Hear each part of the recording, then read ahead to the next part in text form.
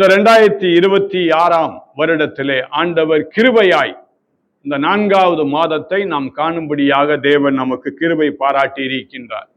இதுவே நமக்கு பெரிய ஒரு அதிசயமான ஒரு காரியம். ஆகவே இந்த நல்ல நாளிலும் ஆண்டவருடைய வாக்குத்தத்தத்தை, இந்த திருச்சபைக்கு என்று சொல்லி ஆண்டவர் வைத்திருக்கின்ற வாக்குத்தத்தத்தை நாம் தியானிப்பதற்கு முன்பதாக தலைகளை தாழ்த்தி, ஆண்டவர் நம்மோடு கூட இந்த மாதத்திற்கான அந்த வாக்குத்தத்தத்தை தர வேண்டும் என்று சொல்லி ஜெபித்து நம் ஆண்டவருடைய வாக்குத்தத்தத்தை நாம் பெற்றுக்கொள்வோம். பிதாவே, உம்முடைய வாக்குத்தத்தத்தை இந்த தூய தோமா ஆலயத்திற்கு என்று சொல்லி நீர் என்ன வைத்திருக்கின்றீரோ, ஆண்டவரே, இந்த தோமா ஆலயத்தின் மக்களுக்கு என்று சொல்லி நீர் என்ன வைத்திருக்கின்றீரோ அதை தேவன் தாமே நீர் எங்களுக்கு தர வேண்டுமாய் ஜெபிக்கின்றோம்.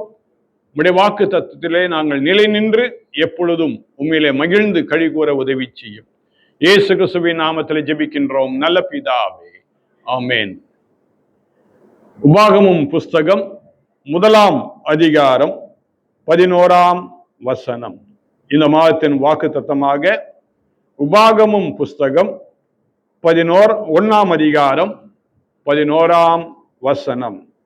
நீங்கள் இப்பொழுது இருக்கிறதை பார்க்கிலும் 1000 மடங்கு அதிகமாகும்படி உங்கள் பிதாக்களின் தேவனாகிய கர்த்தர் உங்களுக்கு சொல்லியபடியே உங்களை ஆசீர்வதிப்பாராக.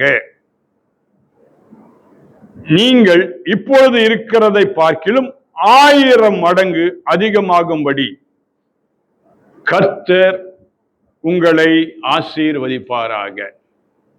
ஒரு அருமையான வாக்குத்தத்தத்தை தேவன் இந்த ஏப்ரல் மாதத்திலே நம்முடைய திருச்சபையின் மக்களுக்காக ஆண்டவர் கொடுத்திருக்கின்றார். நீங்கள் இப்பொழுது இருக்கிறதை பார்க்கிலும் 1000 மடங்கு அதிகமாகும்படி கர்த்தர் உங்களை ஆசீர்வதிக்கின்றார். எப்பொழுது இந்த ஆசீர்வாதம் நமக்கு கிடைக்கும் என்று சொல்லி நாம் பார்க்கும் பொழுது, அழகாக 7ஆம் வசனத்திலே நாம் பார்க்கின்றோம். நீங்கள் திரும்பி பிரயாணம் பட்டு எமோரியரின் மலை நாட்டிற்கு, அதற்கு அடுத்த எல்லா சமமான வெளிகளிலும் குன்றுகளிலும் பள்ளத்தாக்களிலும் தென் திசையிலும் கடலோரத்திலும் இருக்கிற கானானியரின் தேசத்திற்கும் லீபோனிற்கும் ஐப்ராத்து நதி என்னும் பெரிய நதி வரைக்கும் போங்கள் என்று சொல்லி இங்கே அருமையான ஆண்டவர் சொல்வதை நாம் பார்க்கின்றோம். நீங்கள் திரும்பி பிரயாணப்பட்டு என்று சொல்லி அவர் சொல்லுகின்றார். இந்த 2026 வருடத்திலே நாம் இந்த ஆண்டை துவங்கின பொழுது தேவன் அருமையான ஒரு வாக்குத்தத்தத்தை நமக்கு அவர் சொல்லி கற்றுத்தந்தார். அதே புஸ்தகம் 15ஆம் அதிகாரம் 5ஆம் வசனத்திலே கர்த்தர் உன்னை மேலும் ஆசீர்வதிப்பார் என்று சொல்லி இந்த வருடத்திற்கான ஆசீர்வாதத்தை கொடுத்த ஆண்டவர், இதை நாம் மறந்து விடாதபடிக்கு, இதிலே நிலை நிற்கும்படியாக திரும்பி போங்கள், இந்த வசனத்தை பாருங்கள், ஆண்டவர் இந்த ஆண்டிலே உங்களுக்காக அவர் வைத்திருக்கின்ற ஆசீர்வாதத்தை நீங்கள் கைவிட்டு விடாதீர்கள் என்று சொல்லி இந்த காலை நேரத்தில், இந்த ஏப்ரல் மாதத்தில் தேவன் நமக்கு மீண்டும் நினைப்பூட்டி, அப்படி அதிலே நாம் நிலை நிற்கும் பொழுது கர்த்தர் என்னை மென்மேலும் ஆசீர்வதிப்பார் என்ற நினைவோடு கூட நாம் வாழும் பொழுது ஆண்டவர் என்ன செய்வாராம்? நீங்கள் இப்பொழுது இருப்பதை காட்டிலும் 1000 மடங்கு அதிகமாகும்படி கர்த்தர் உங்களை ஆசீர்வதிப்பார். கொஞ்சத்துல இல்ல, 1000 மடங்கு. அல்லேலூயா. ₹1 வச்சிருந்தா 1000 ரூபாய் ஆண்டவர் தருவார். கொஞ்சத்துல உண்மையாயிருந்தால் அநேகத்திலே உன்னை ஆசீர்வாதமாக நான் உன்னை மாற்றுவேன். இதுதான் தேவன் நமக்கு கொடுக்கும் அருமையான வார்த்தைகள்.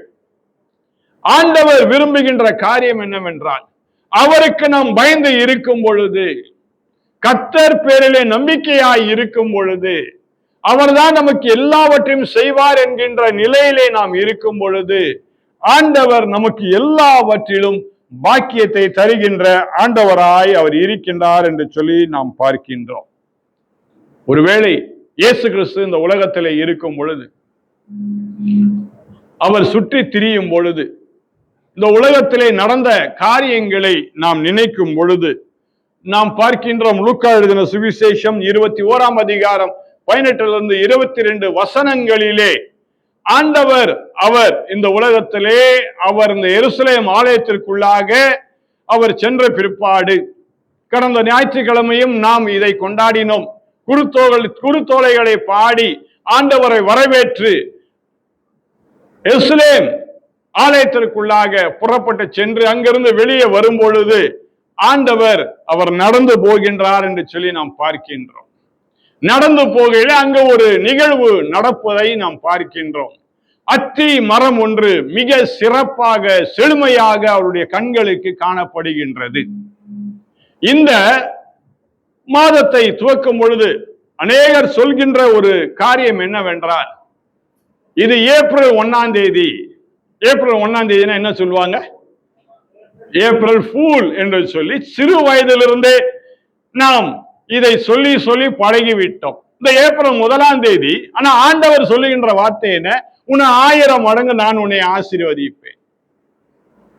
உன்னை முட்டாளாக்குவதற்காக அல்ல, உன்னை அறிவாளியாக ஞானவானாக மாற்ற தேவன் விரும்புகின்ற ஆண்டவர். கர்த்தருடைய வார்த்தை மிக செழிப்பாக இருக்கும். இந்த அத்தி மரத்தை பார்த்த உடனே அவருடைய கண்களுக்கு அது பெரிதாக தோன்றுகின்றது, அது மகிமையாக தோன்றுகின்றது, அது பச்சை பசேல் என்று சொல்லி இருப்பதை ஆண்டவர் பார்க்கின்றார்.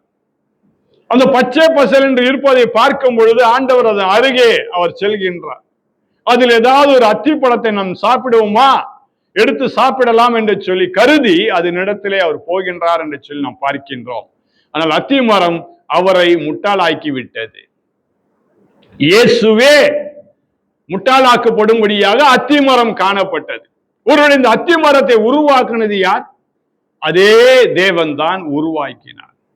இன்றைக்கு ஆண்டவர் நம்மை இந்த உலகத்தில் உருவாக்கி வைத்திருக்கின்றார். காரணம் என்ன?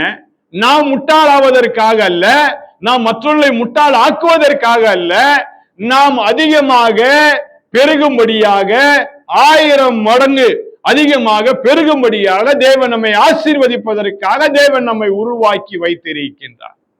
இதை நாம் புரிந்து கொள்ளும் மக்களாக நாம் வாழ வேண்டும். பல ஏப்ரல் 1ஆம் தேதி நம்முடைய வாழ்க்கையில நாம் பார்த்திருக்கலாம். தேவன் நம்மோடு இருக்கும் பொழுது யாரும் நம்மை முட்டாளாக்கவே முடியாது. இதுதான் உண்மையான காரியம்.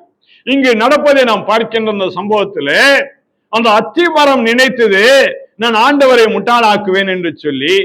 ஆண்டவர் என்ன செய்தார் என்று சொல்லி நாம் பார்க்கும் பொழுது அதை சபித்து, இனிமேல் ஒருவனும் இதனிடத்திலே நீ கனியை புசிக்காதபடிக்கு இருப்பாய் என்று சொல்லி அவர் சபித்து விட்டார் என்று சொல்லி நாம் பார்க்கின்றோம். நம்முடைய வாழ்க்கையிலும் கூட ஆண்டவர் நம்மோடு கூட இருப்பாரானால் நம்மை ஏமாற்றுகின்றவர்கள் அவர்கள் தான் நிர்மூலமாக்கப்படுவார்கள்.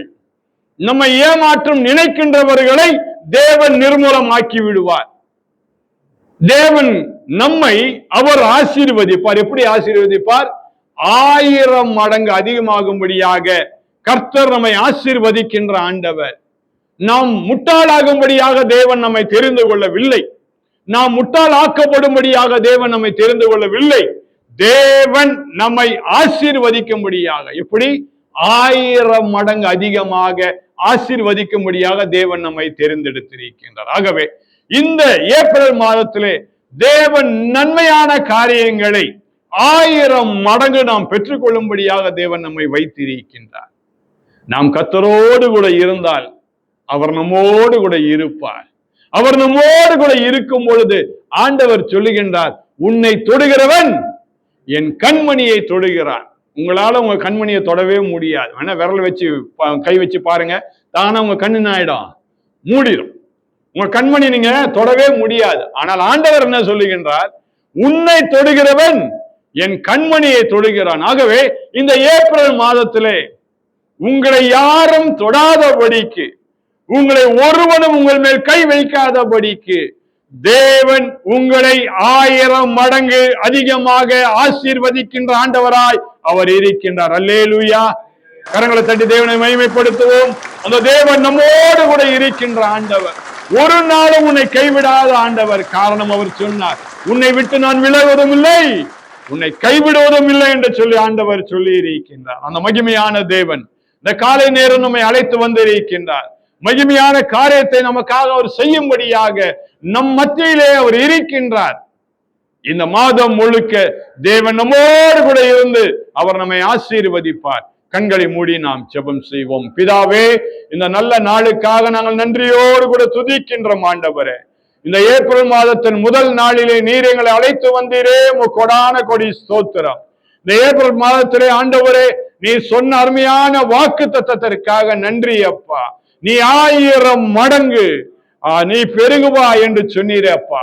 ஆம் ஆண்டவரே, நாங்கள் உமக்கு பயந்து வாழும் பொழுது இந்த உலகத்திலே ஒருவரும் எங்களை முட்டாளாக்காதபடிக்கு ஆண்டவரே, உம்முடைய 1000 மடங்கு அதிகமாகும்படியாக ஆசீர்வாதத்தை தருகின்ற ஆண்டவராய் நீர் இருக்கிறீர் என்பதை நாங்கள் விசுவாசித்து தொடர்ந்து இந்த ஏப்ரல் மாதம் முழுக்க ஆண்டவரே உம்முடைய ஆசீர்வாதத்திலே நிலை நிற்க நீர் தாமே எங்களுக்கு உதவி செய்ய வேண்டுமாய் நாங்கள் ஜெபிக்கின்றோம்.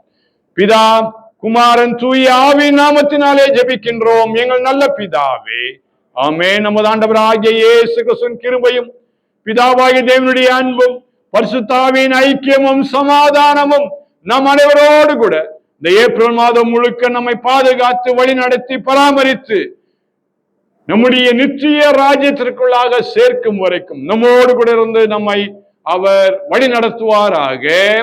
ஆமென்.